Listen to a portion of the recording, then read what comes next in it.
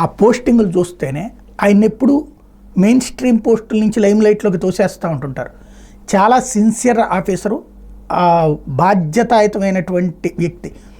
పార్టీల కోసం కూడా కొమ్ము కాసే మెంటాలిటీ లేదన్నటువంటిది ఆ మధ్యకాలంలో ఏదైతే బస్సుల వివాదం తలెత్తినప్పుడు అప్పుడు తెలుగుదేశం పార్టీ అధికారంలో ఉన్నటువంటి సందర్భంలోనే ఆయన నిర్మోహమాటంగా వ్యవహరించినటువంటి తీరు అందరి మనంలో అందుకుంది. బాధ్యతాయుతమైనటువంటి అధికారిగా ఆయనకి మంచి పేరుంది. అదే బాధ్యతాయుత తత్వాన్ని రాష్ట్రంలో శాంతి భద్రతలకి వాడాలని కోరుకుందాం. లేకపోతే నేడు అమరావతి నిర్మాణాలు సందర్శనకి చంద్రబాబు ప్రజావేదిక నుంచి పర్యటన ప్రారంభం. రాజధాని అమరావతి ప్రాంతంలో ముఖ్యమంత్రి చంద్రబాబు గురువారం పర్యటించనున్నారు. సీఎంగా బాధ్యతలు స్వీకరించాక తొలి పర్యటనలో పోలవరాన్ని సందర్శించిన ఆయన రెండో పర్యటనలో అమరావతిని పరిశీలించనున్నారు.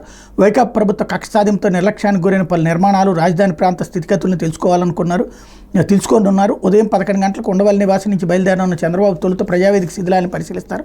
అనంతరం ఉద్దండరాయనపాలెంలో ప్రధాని మోడీ శంకుస్థాపన చేసిన ప్రాంతాన్ని సందర్శిస్తారు. అక్కడి నుంచి సీడ్ యాక్సెస్ రోడ్డు అసంపూర్తిగా మిగిలిన అఖిల భారత సర్వీస్ అధికారులు, మంత్రులు, న్యాయమూర్తులు గృహ సముదాయాన్ని పరిశీలిస్తారన్నట్టు వార్తని హైలైట్ చేశారు. లేకపోతే కోడళ్ళుగా కాదు కుమార్తెలుగా చూశారు. రామోజీరావు తమను కోడలుగా కాకుండా సొంత కుమార్తెలుగా భావించి వ్యాపార వారసత్వాన్ని అందించారని గుర్తు చేసుకున్నారు మార్గదర్శి ఎండి శైలజాకిరణ్. గంభీరంగా కనిపించి ఆయన చాలా సున్నిత మనస్కులని, అందరితోనూ ఆప్యాయంగా మెలిగేవారని చెప్పారు. వ్యాపార మెలకువలతో పాటు తాను నమ్మిన విలువలను బోధించారని తెలిపారు.